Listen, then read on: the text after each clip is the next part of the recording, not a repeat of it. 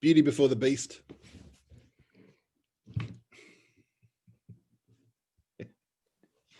Now, did you ask me to do something there, Naomi? Sorry, Alastair. Yeah, do you want to just introduce yourself for anyone who... Oh, I'm terribly sorry. That's all right. Okay. Well, I'm Alastair McIntosh. I'm a writer, an activist, relevant to what we're talking about today. I'm known for my work on land reform, and particularly the book Soil and Soul around that, which was about the egg campaign in 1992 that kicked off modern Scottish land reform, or did a lot to do so. And related issues of identity and belonging and community in our times, including in an urban context like Govan here in Glasgow, from where I am speaking to you. Brilliant, thank you. Ash, I thought we'd lost you for a second there. Yeah. Yes, I was actually. Oh, look! We've got beauty. We've got Yoda now appeared alongside the beast who was already there. Hi everybody, I'm Ash Backer. So I'm here in Winson Green, in the city, Birmingham, and you can probably tell from my accent, I'm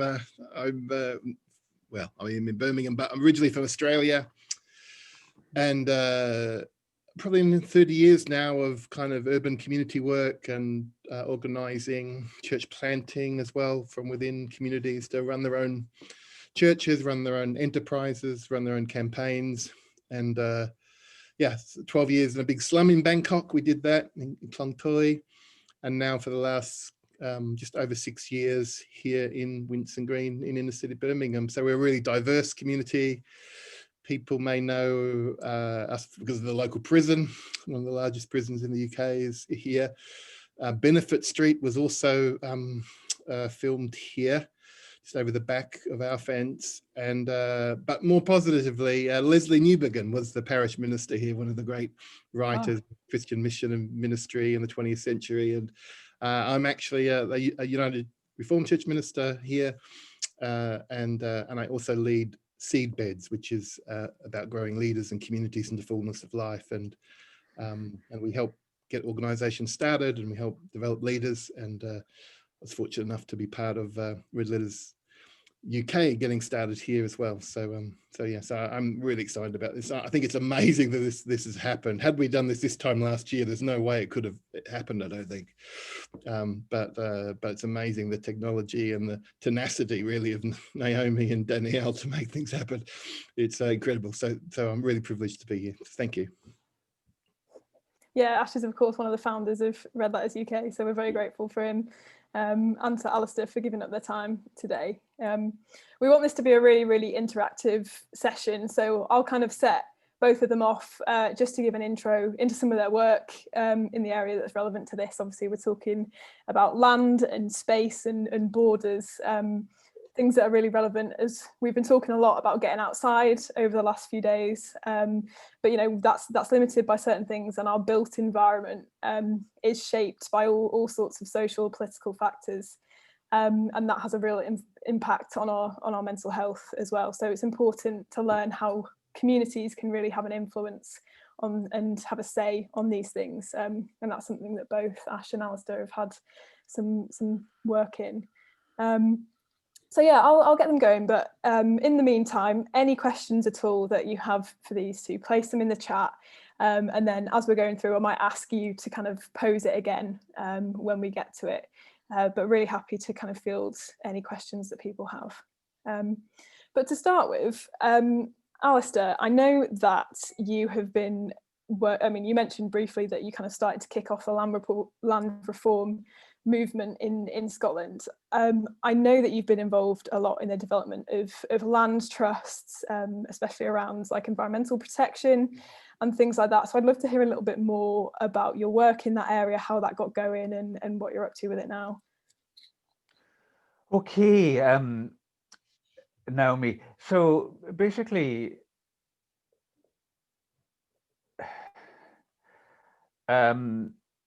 Ash, well, I think Ash said a connection with Birmingham there. My mother was from Birmingham.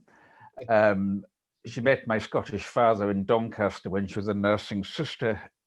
My mother, who died just this week, incidentally, met my father, who was a nursing sister in Doncaster, where I was born in 1955. My father was desperate to get back to Scotland, and in 1960, the family moved to the Isle of Lewis at a time when people lived very much from and with the land as crofters, as small farmers, fishers, weavers of the Harris Tweed, and so on. And I remember going along in the car with my father, who was a doctor on the island, one day, and he said, what did you like to do when you grew up? I would have been about 6 or 7 at the time. I said, I want to be a farmer. And he said, no, you can't be. And I said, why not? He said, I don't have enough money to buy you the land. So that was the first time I encountered the idea of land being owned. And really the next big time it came up was in the 1970s and 80s. I was 4 years in Papua New Guinea. And I remember a Papua New Guinean woman, Miriam, saying to me, so how much land do you have? And I said, none. And she said, but how can that be? We thought all you white people were rich. How can you be rich without land?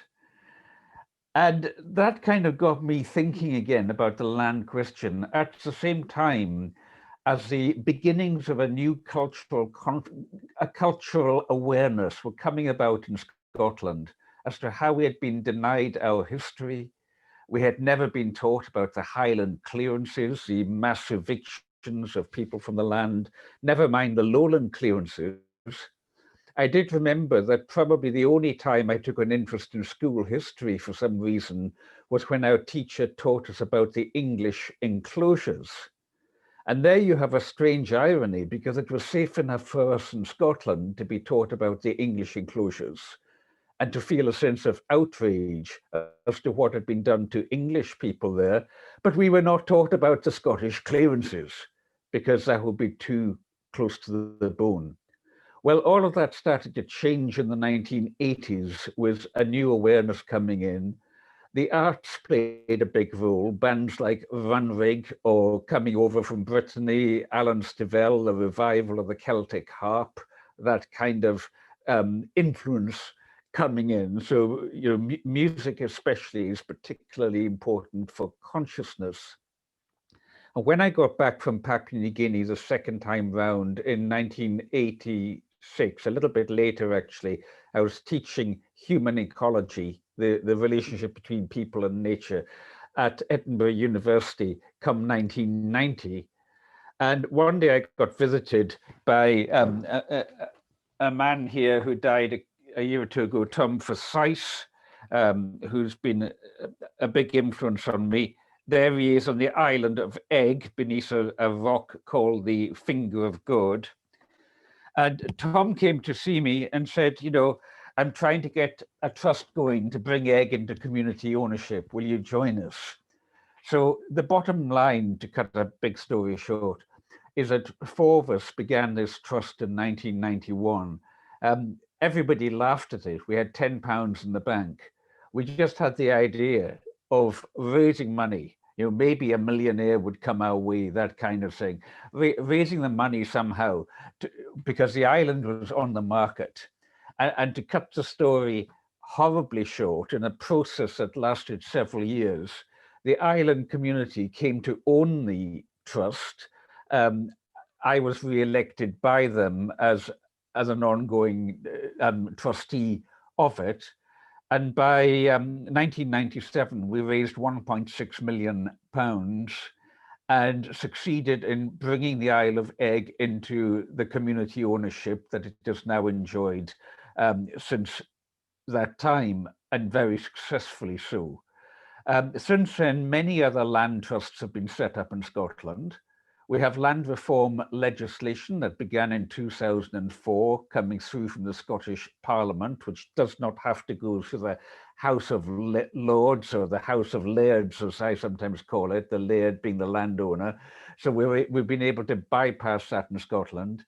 We now have around 500 land trusts in Scotland, with it must be around about 600, beg your pardon, getting confused my numbers here. Oh dear, I'm confused myself on my numbers. Yeah, I think it's about 600,000 acres of land. I might have just doubled that figure. I'll need to I've confused myself. But basically, nearly 3% of Scotland's 19 million acres, you can work it out from there. 3% of Scotland's 19 million acres is now in community land tenure. And what that means is that the residents of an area own the land they have. It may be several tens of thousands of acres, like some of the big ones, the North Harris Trust, or it may be just it may be a community allotment or something of that nature. And what this is doing is a number of things. A big one is that it frees up land for affordable social housing. So once communities own the land, it's no longer the speculative price, but they can decide to build houses so that the young can continue to live in the area. Another big one is that it opens up renewable energy to communities. So a number of communities are running their own hydro, their own solar and their own wind turbine schemes. One community just outside Stornoway, for example, puts nearly £1 million a year into local charities from just 3 wind turbines. It shows you how much the big corporations and the wealthy landlords make from these kind of things. Thirdly, it opens up enterprise opportunities. So there's just been a big fundraiser for Egg to set up their own brewery, the first community-run brewery on Egg. All kinds of local entrepreneurship gets loose when you don't have a landowner controlling what goes on in an area. And finally, the fourth big thing, so we've had what? We've had social housing, we've had renewable energy, we've had entrepreneurship. I just do not understand why the Conservative Party are not campaigning for this, because this is helping people to get off benefits and to become taxpayers and, all the rest of it. And you could even own shares in these companies. So I have no this is the ultimate Thatcherite agenda that I'm talking about here. For some reason, they think it's communism, but never mind. And so the final thing is empowerment, that when communities have elections, they have to sort out their stuff, they have to deal with conflicts locally, they have to learn how to recognize and process conflict and so on. They have to build visions, they have to involve all generations, they have to work with local authorities. And so it's not just ideas, but also taking responsibility for their ideas. When all of that happens, you get huge confidence being built up, you get empowerment being built up, and that starts to shift the fabric of a country. So when people say to me, what is it that's different about Scotland? I say, well, there's a number of things, but one of the things is that we have frameworks like this, where a new confidence of what ordinary people can do is being built up. And that's basically what's happening with land trusts in Scotland just now. Wow, yeah, I want to say amen. Yeah, no, it's just incredible to see the transformation that's occurred, and also just, as you've so clearly pointed out, like the reaching benefits of all of this. Like, it's not just about the land itself, it's about the community that exists within it and around it, and a reconnection with the land and all kinds of benefits that come from that. Like, it's, yeah, just a really powerful statement of what it means to be a community in modern times, and fighting against some of the ills, I guess, of modern life in that way. Indeed. And can I just correct my figures, where I did a kind of wishful thinking brainstorm there. We're talking about I'm coming up to 300,000 acres of oh no, I beg your pardon. The area of land and community ownership in 2018 was 209,000 hectares. Yes, I was right on my 600,000 then, because it's 2.4 acres to a hectare. So it's about, I was about right, yes. Sorry, forgive me, I just needed to check that since this is being recorded. Yeah, no, that's brilliant, thank you.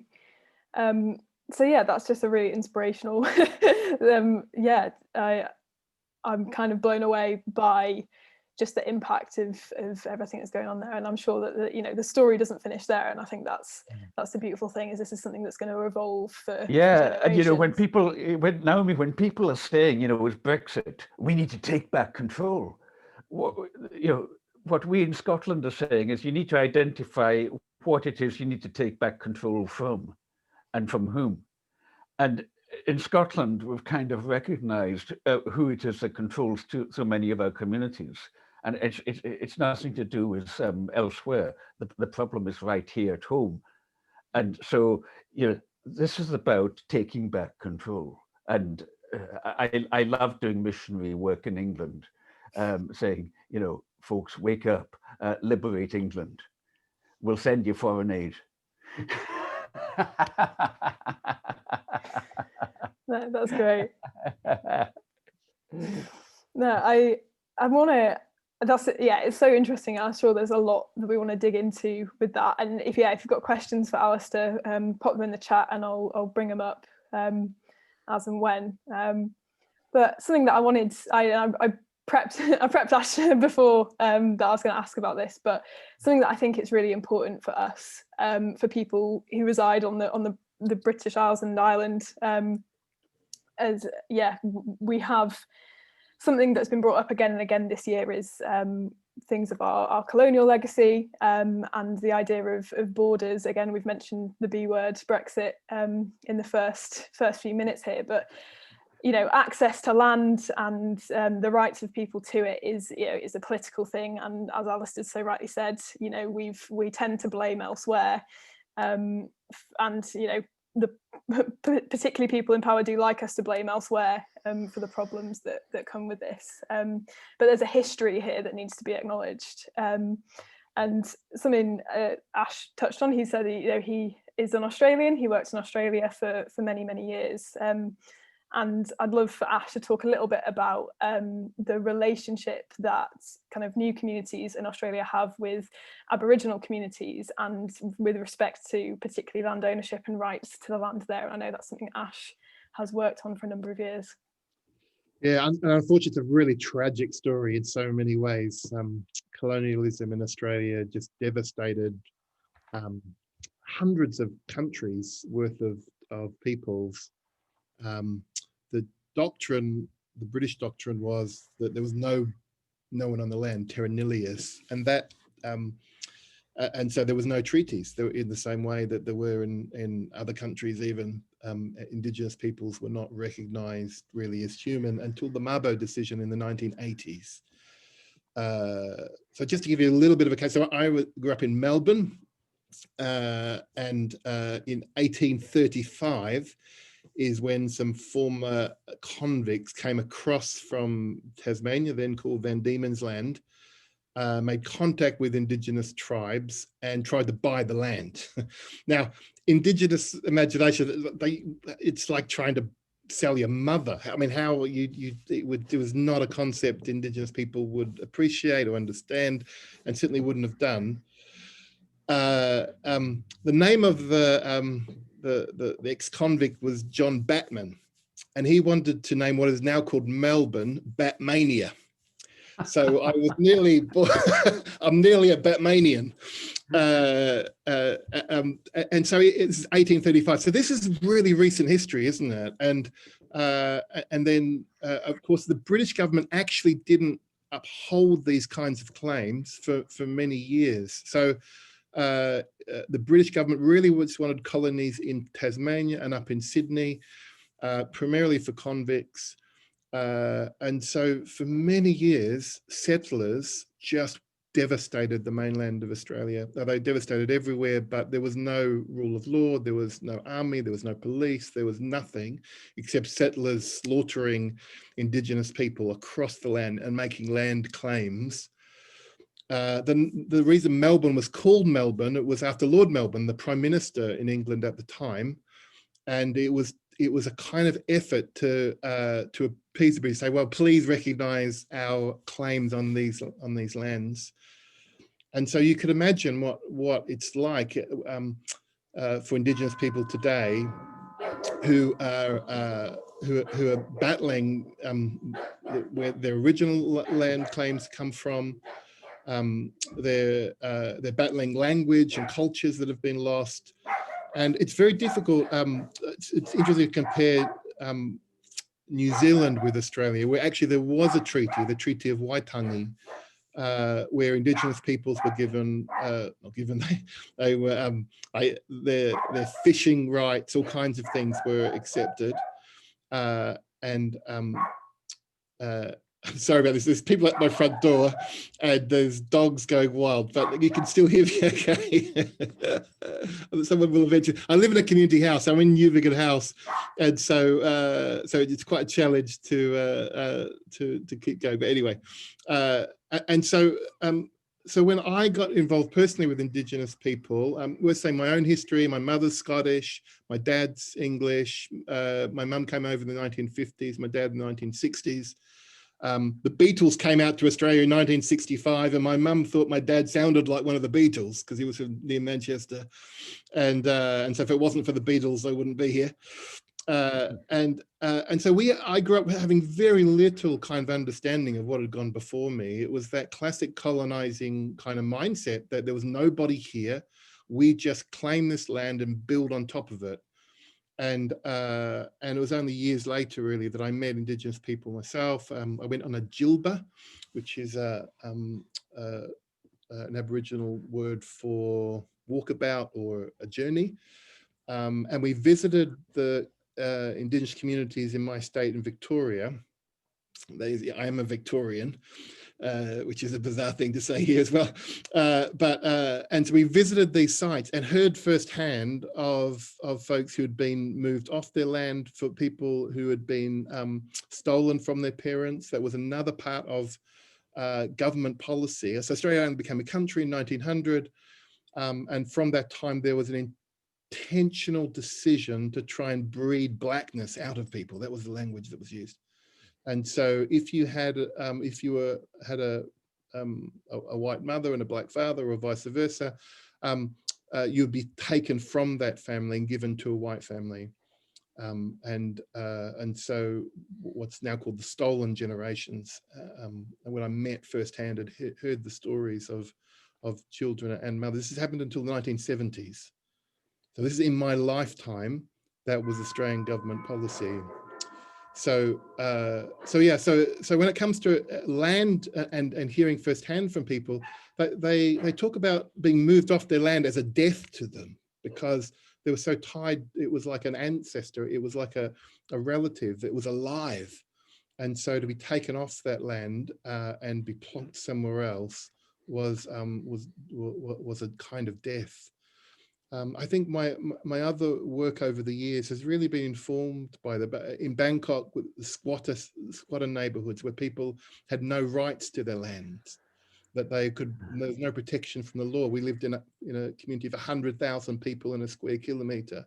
And when Indigenous folk came over to visit us, and we were involved in leadership development programs with Indigenous people and trying to claim native title in Australia. When they came over, but the idea that people could be just cleared off their land at any moment was one of the great tragedies. And here in the UK, I've got to say, one of the surprises is that there's so few security of homes here in our neighbourhood, and that any moment a landlord can do what they want, and people get short-term leases just kind of hanging in there. They pack the houses out and they could be gone. So having a home belonging to the land is a really important thing. I think for me, at a personal point, I feel like the places I've worked in kind of chose me before I chose them.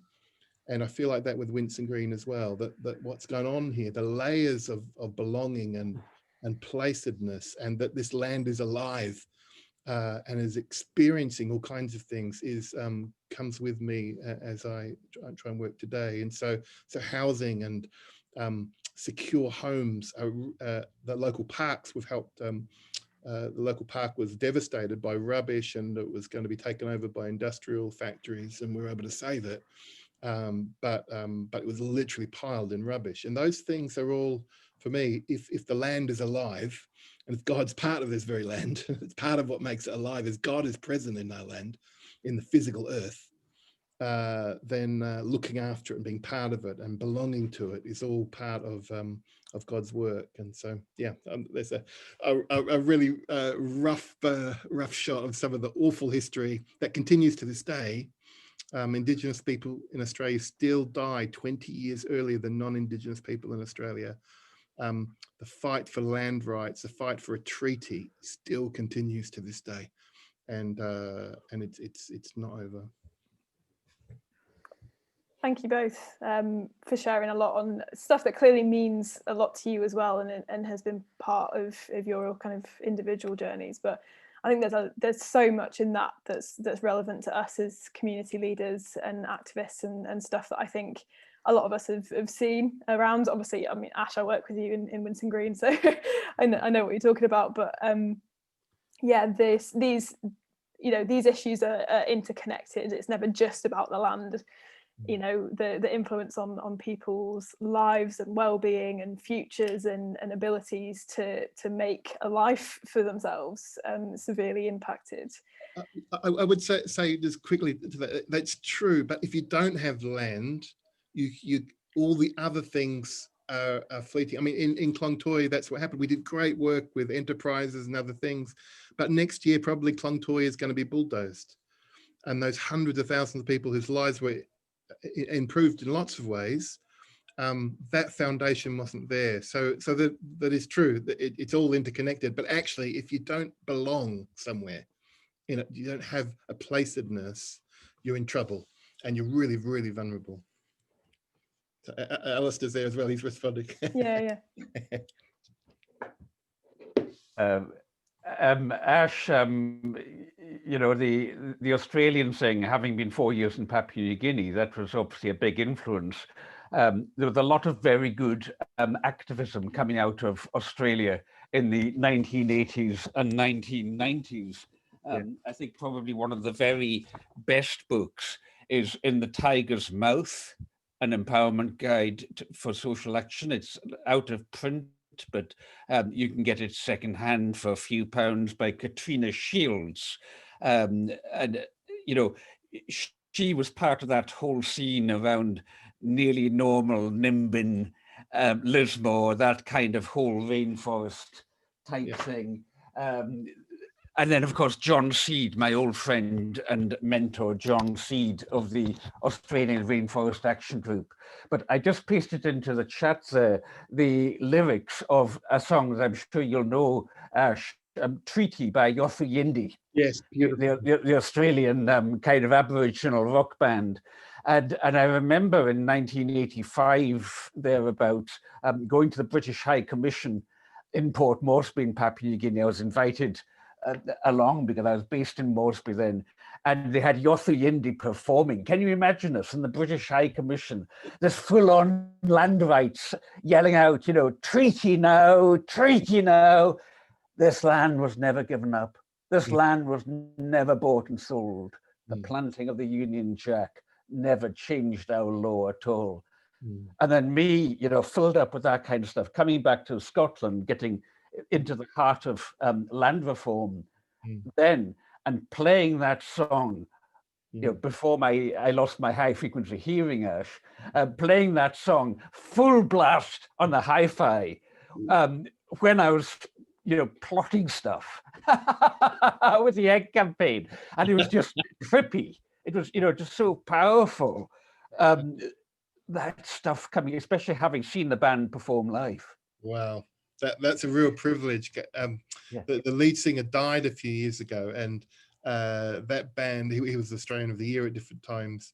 But I think that the hard reality is a lot of that good activism in the 80s and 90s, it hasn't gone as far forward as we all would have hoped and expected. And successive governments just didn't pick up the issues in the same way. And a lot of really good leaders never saw the vision that they glimpsed. I think you said something really important and really important perhaps for this group of people, because I think the reason it didn't go forward is that it started off with a very powerful spiritual spark. but it's a bit like this senator, what was his name? Was it John Lewis, the American senator in Georgia? John Lewis was it. You know, I was reading an interview with him just before he died, was it at the end of last year, beginning of this year, and he was saying, you know, he's worried that people are forgetting that the American Black civil rights movement was coming out of a very powerful Christian theology, and that the current generation of leaders are at risk of forgetting that. And I think part of our problem in activism in the West here is that we have not realized the depths of spirituality we need to reach to. We have not realized the depths to which a Judeo-Christian spirituality feeds into that thirst for justice. And we need to grasp that and communicate it. We need to teach it and live it in what we're doing. Yes. Yeah, absolutely. Amen. Amen. Wicked, brother. Can I ask you a question about that? Sorry to interject. Is that all right? Yeah, go on, Nick. I remember, I don't know, Alastair, if you knew Smithy, but I remember Ash talking to our mutual dearly departed mate, John Smith, about this. And he talked about how, you know, back in the 60s, they would have a sort of activist liberation theology Bible study in his front garden, and you get 100. Yeah. I've met outlaw bikers in the UK who are Australian who went to those, you know, back in the day, and he said it wasn't that we were doing anything special, there was just something in the air, and he said, you know, I'm preaching the same stuff now and I'm lucky if 5 people turn up. And I wonder, you know, sometimes I feel like I was born too late. Maybe I'm just an old fart, I don't know. Old soul. But then things that are happening at the moment, I'm starting to think, oh, maybe not, because with things happening in the world, I kind of hope that there will be a groundswell, and I hope that people will start to organise themselves. But naturally, it will look very different because we're a very different generation, and the generation coming through. You know, I look at people like Naomi and others. There's a new generation coming through that are wired up differently, which is great. Do you have anything to say on that, do you think, or to just fart the old white bloke like us need out the way? I mean, John Smith, he was such an inspiration to me. And probably when it comes to conscientization of Indigenous issues, Smithy was the person, particularly in 1988, just got it on the agenda of every church. It hadn't been previously, and Smithy was really important, a really important person. One of the things we tried to do, you're right that there were lots of interest in Bible teaching and Christian faith and how this connected with social justice, and it was I mean, Smithy's stuff on the counterculture. I mean, he did his PhD around the counterculture of Jesus people and how all that kind of work. There was something in the air then that Christian faith, and Smithy in his people that don't know who we're talking about, he started God Squad motorcycle gang, worked with Hell's Angels. My favorite images of Smithy is doing a wedding at a Hell's Angels kind of festival, and people are throwing bottles at him and yelling at him, and there he's, you know, he's preaching the gospel, you know, in a really kind of powerful kind of way. And but what Smithy did was tap into the culture of the day and the heartbeat of the people, and was able to connect Jesus with that. And I think there is that work to do today, because the needs that, if anything, are more extreme. And I don't think running a Bible study in your front lawn will probably culturally do it for most of the generation. So, but we have to find ways that do, and that's part of the task, I think, of every generation, to find the heartbeat, God's heartbeat in people, and find ways to connect, and find ways to bring people together, and activate and conscientize people in new ways that maybe we haven't even discovered them yet. And so yeah, so Smithy, I think it's not for nothing that Smithy was a cultural anthropologist as well, as much as he was a preacher. And I think, yeah, I so wish that Smithy could be over here and see what we're doing. He would have loved this. We wouldn't be able to shut him up probably, but he would have loved it. And so yeah, he's a really special person in my life. You know what? I do pray. I'm trying to get John Smith's library to be sent over here by boat. We're negotiating it and putting it in Lodge Road, the church here. But you'd need a cruise ship, wouldn't you? I think. yeah, I think in a couple of ships. But yeah. Anyway, so yeah. Thanks for that. I think yes, Smithy's such an important voice. I think the other bigger picture is around. This is in lots of ways what we're doing is new and pioneering. In lots of ways, we're digging up the wells of a tradition that's been there for such a long time, and we need to do both. We need to be drinking from those wells, but also finding new ways for help other people to drink it as well. And those two tasks are really important tasks. Yeah, absolutely. Ian, yeah, and then I'll take one from the chat. Yeah, I just wanted to ask and challenge us really to have this sort of level of passionate activism within our own church with regard to land. I work specifically in housing and homelessness, lead the forum for Red Letter Christians on that particular issue. And it is a matter of massive regret and horror really that we have large institutional pieces of land that are just being kept by the church and not being used for community use, for affordable social housing. And so as well as us making a really strong shout into government about land generally, we really need to be working hard to be saying just what Alastair was saying earlier. It's an issue of control.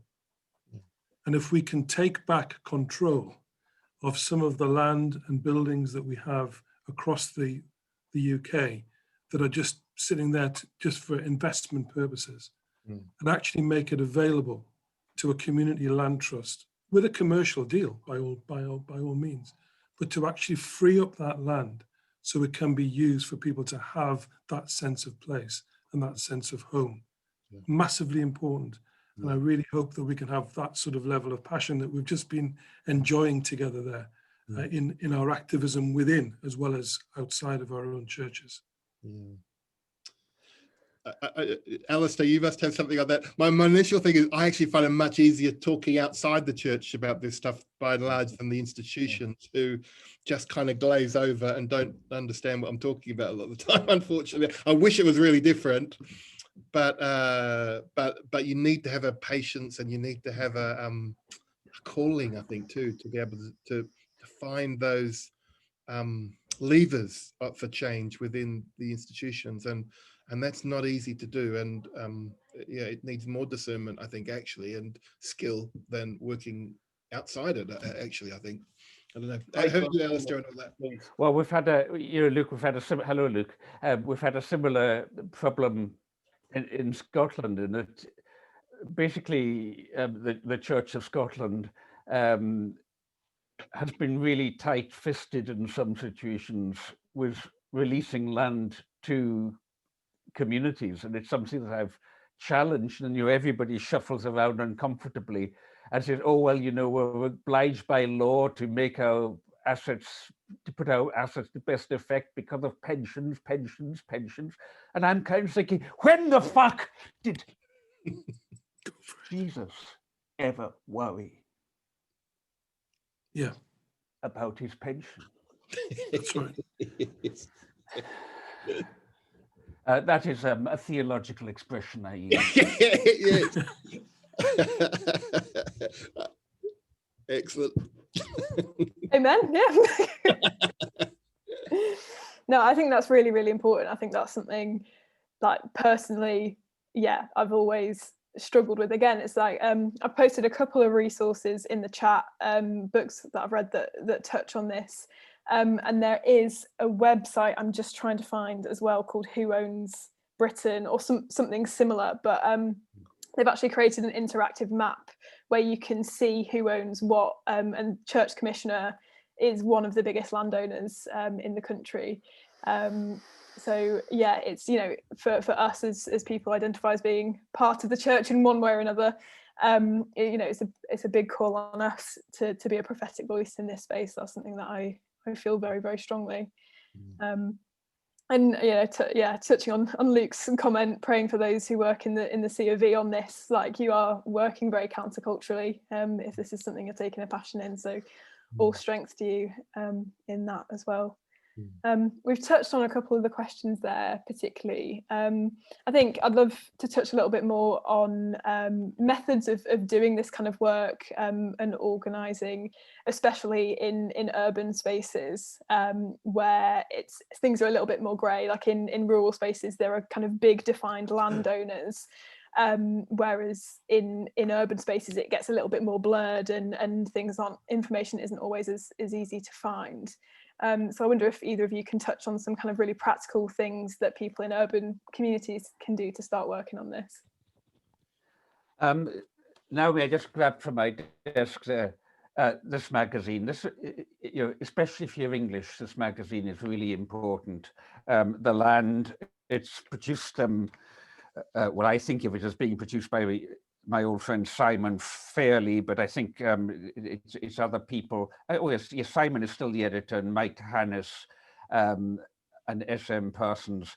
But the subscription to this is very reasonable. Current prices online. So if you Google The Land magazine, and this deals with all kinds of issues about planning, about what people are, all kinds of agricultural issues. It's just a fantastic magazine. It is the magazine of the English land reform movement. It's not restricted to England, but it's, you've got things like that, and you need to, I would say, if you're passionate about this, you need to build from that, drawing from the big picture, drawing from things like what's happening in Scotland or Australia or whatever, and then focusing it down locally, focusing it down on, what we did with egg, basically. What we did with egg is we recognized was a complete logjam. Nobody could see how to break that logjam. And what happened, Tom Forsyth's brilliance, was that he recognized that because of having to resolve divorce proceedings, the landowner, Keith Schellenberg, had been ordered by the Court of Session to sell the island. Now, what that allowed us to do was to make a community claim of right and to indicate that we were going to buy it from the island. And initially we offered £15,000 for the 7,000 acres of egg, because that was what in the 19th century had been paid for egg when it was taken out of clan ownership. So we said, well, we'll pay you back the 15,000 grand. And it just gave us a symbolic, humorous launchpad to launch the fundraising on. Then once you get the fundraising going, you've got money coming in, you've got people investing in it, you've got the media being interested in it and so on. And what that does, folks, and do note this word, that invokes market spoiling. Because if somebody wants to, in this case, if somebody wants to buy a bit of land for their, basically for their holiday home, for your 7,000 acre holiday home, and the natives are restless, that kind of dampens the interest in it. So we invoked market spoiling and basically screwed the market. And then at the end of the day, it's a very convoluted story. But at the end of the day, we succeeded in pulling it off. And then that started to that digging out of the little channels then started to open the way for the political process to flow into. And once the politicians saw that something was happening here that had energy, that was giving life, that theological expression, what gives life? I come to give life, and not just any old life, but life abundantly, John 10:10. And notice that, because all of the time in the way that I was doing my work, I was passionate about the question of legitimacy. You've got to have a legit ground that you stand on. At the same time as egg was going on, we had the campaign to save the mountain that's behind us there on the Isle of Harris, which was also a land campaign.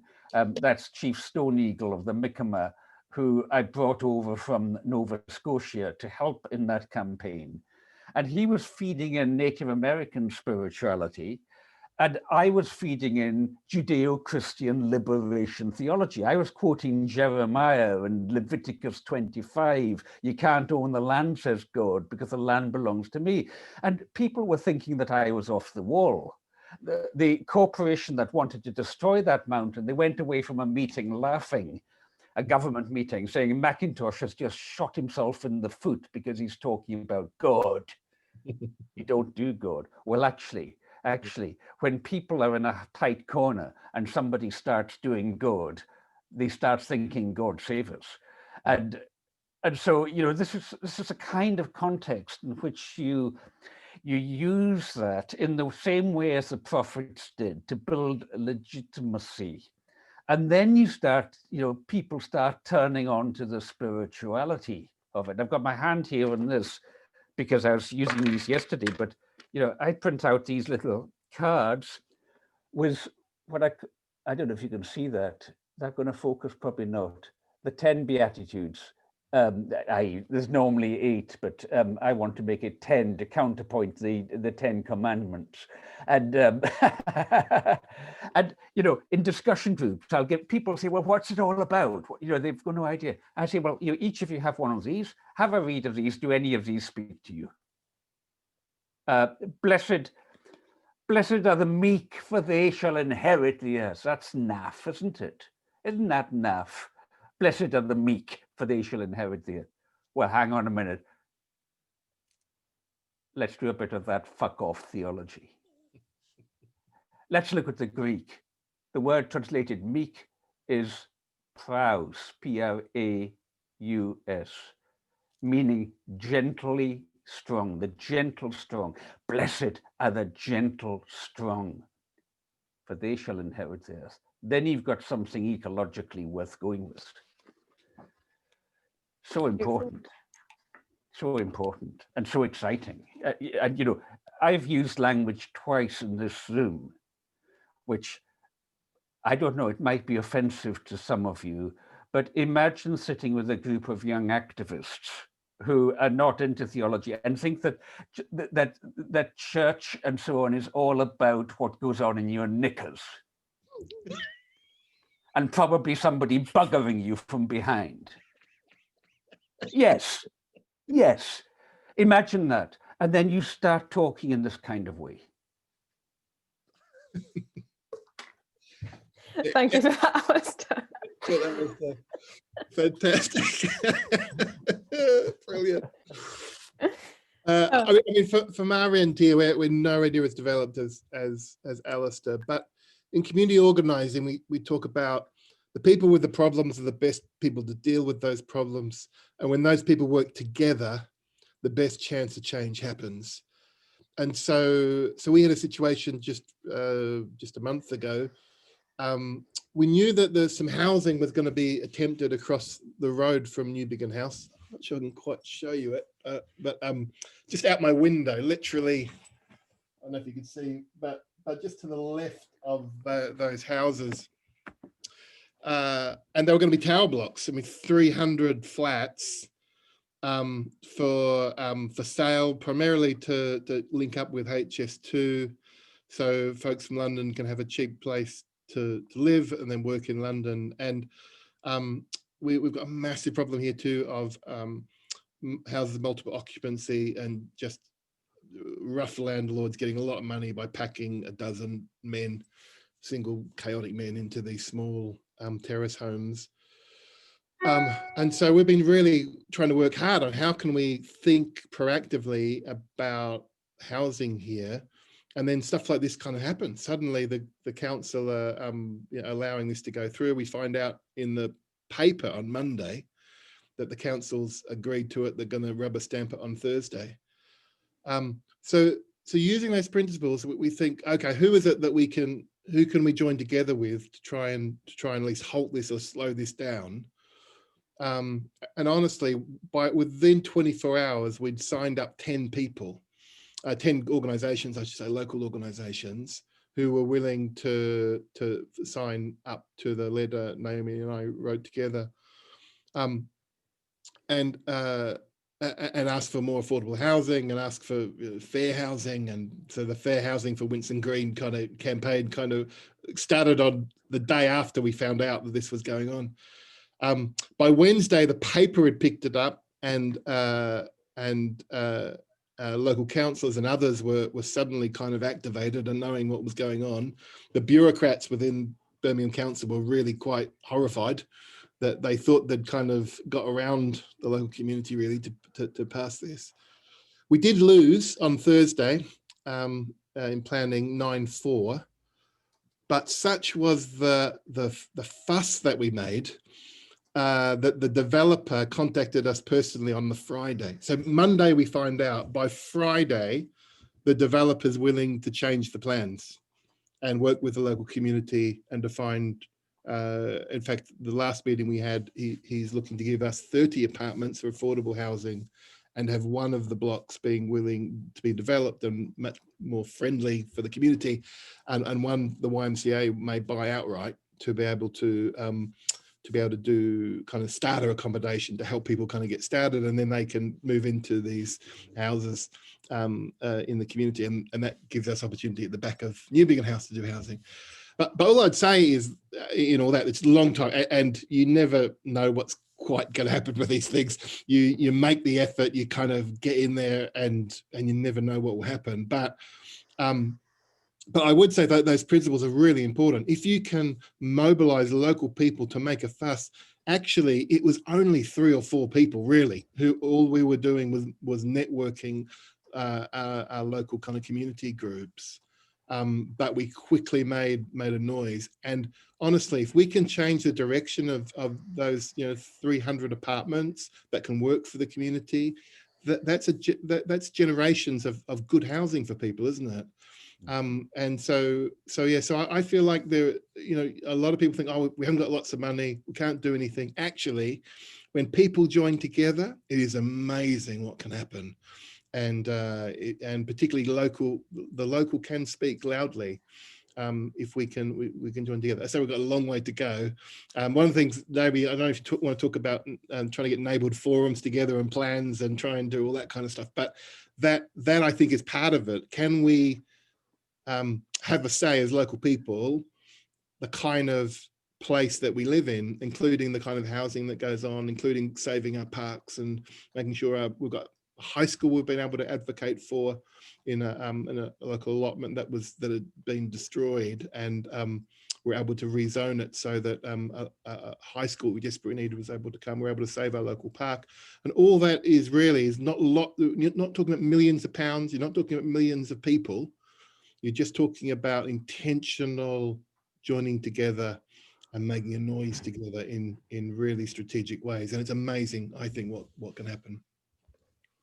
Yeah, I'll kind of pick up on both that and what Alastair's just said about the skills that are important to organising. Sometimes they come from the middle classes, but what's important is they don't serve themselves, that they serve the grassroots in doing that. And I think, in my personal experience working alongside the housing stuff, like, it's just so clear that the very reason why kind of local grassroots communities can't connect with these processes is they're designed to keep them out. Like, you need hours of time to go through like admin tasks and paperwork and like to navigate spaces that are designed to be hostile to people who aren't used to being in those spaces. And that's something that we found, is that it's just, even though there's technically ways that you can get involved in these things and do these things, they're designed to keep people out. They don't want you to take them up on it. And that's kind of been our experiences. There's so many loopholes you have to jump through, but that's where the perseverance comes in, and where there are kind of where the mixed economy of communities is really important.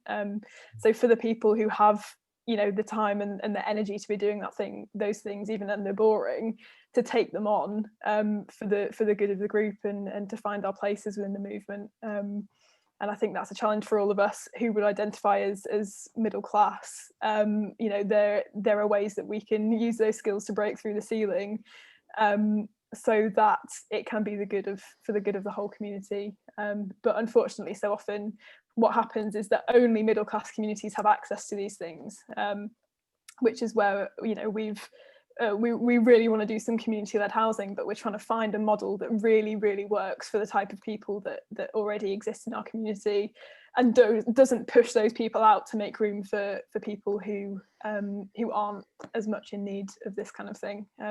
So that's always the challenge with this kind of thing. Yeah, we've got a couple of minutes left. We've covered so much, and this has been such I guess I want to say heartwarming, in a very strong sense, for me. Just, I think being in, I guess you'd call it, activist circles, or particularly caring about political and non-political activism.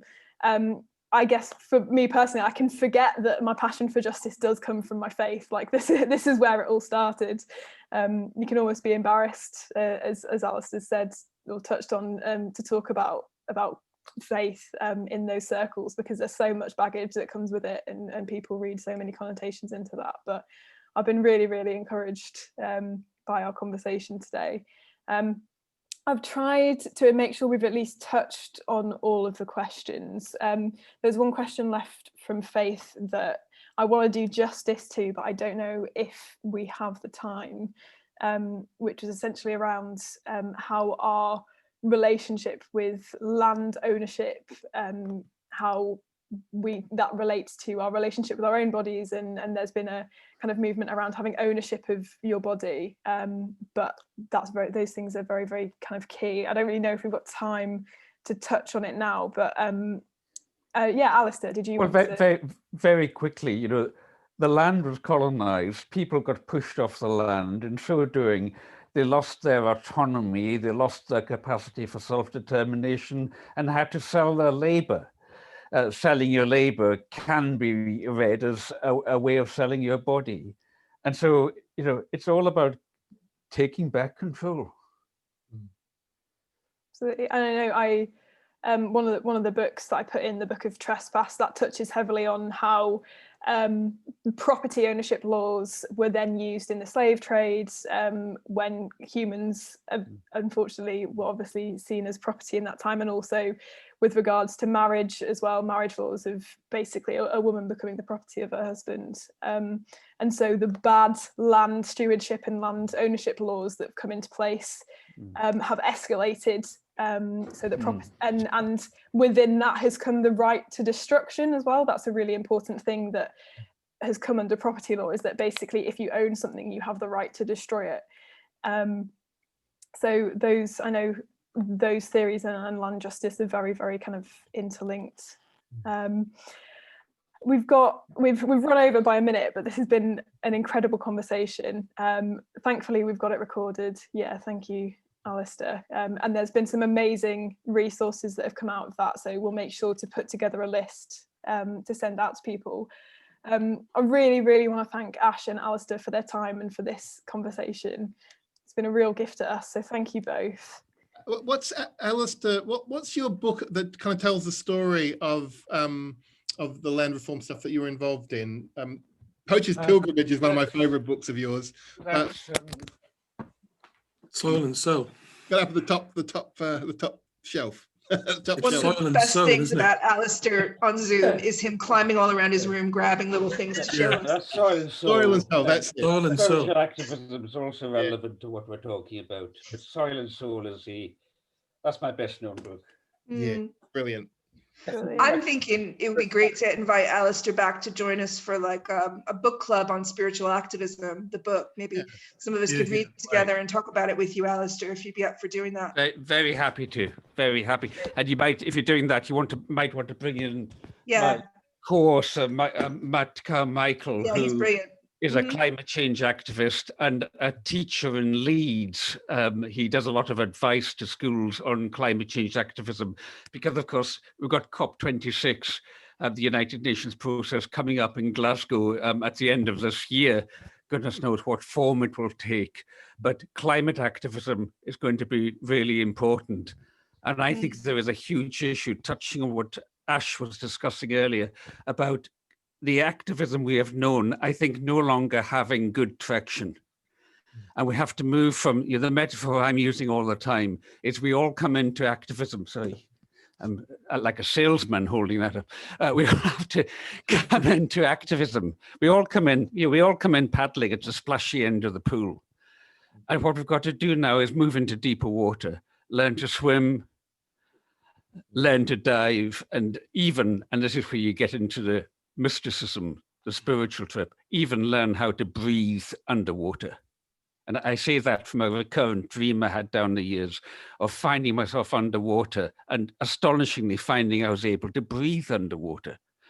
And I think that's a gift. You know, years ago I walked through the valley of the shadow of death, yet I shall fear none ill, for thou art with me with thy rod, thy symbol of power, and staff, that which leads the way. Thou art with me with thy rod and staff, me comfort still.